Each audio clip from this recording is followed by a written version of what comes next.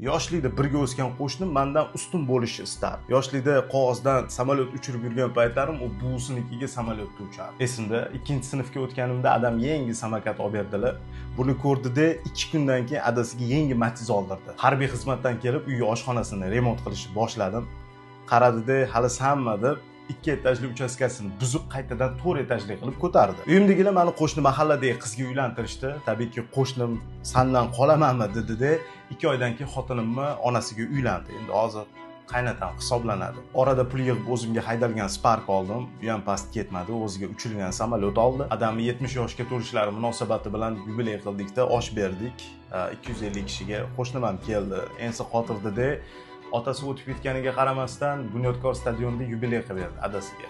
3000 kishiga osh damladi. Shu qish juda qattiq shamolladim. To'shakka mixlanib qoldim. Buni qo'shnim ko'rdida ataylab past ketmasdan o'ziga kuchliroq kasallik yuqtirib oldi. Mana bugun adashmasam 7si.